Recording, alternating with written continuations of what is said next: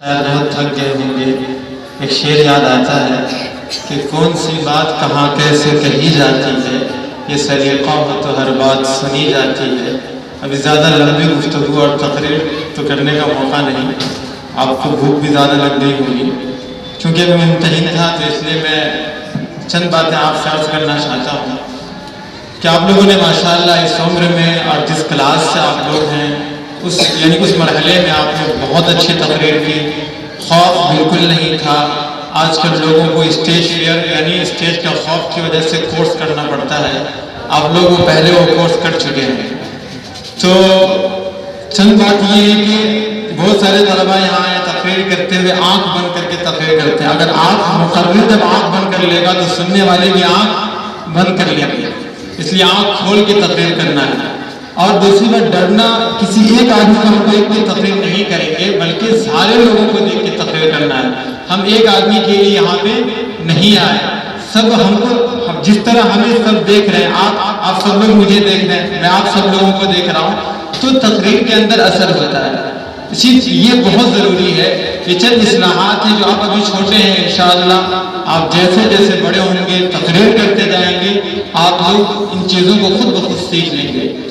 تو یہ تقریر ایک بہت اہم چیز ہے۔ آج آپ دیکھتے ہوں کہ جتنے بھی نیتا اور یہ وہ ہیں، سب کی تقریر اچھی ہے تو اس کی پارٹی اچھی ہے۔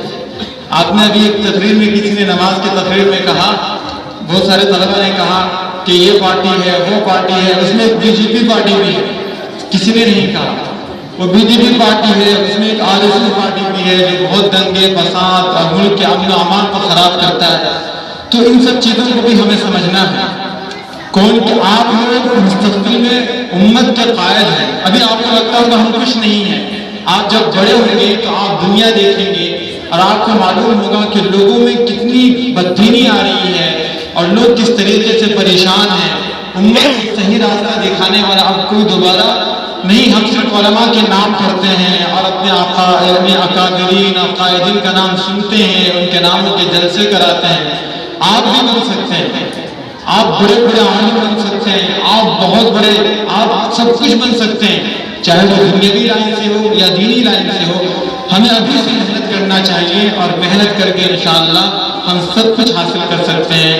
اللہ سبحانہ و تعالیٰ سے بس یہی دعا کرتے ہیں، اللہ سبحانہ و تعالیٰ ہم سب کو اس ملک کے اندر امن و امان کے ساتھ رکھے اور ہم سب کو اللہ سبحانہ و تعالیٰ اپنے دین کا کام لے لے اور ہم سب کو اپنے دین کے کام کے لیے استعمال کر لے۔ وآخر دعوانا الحمدللہ رب العالمین۔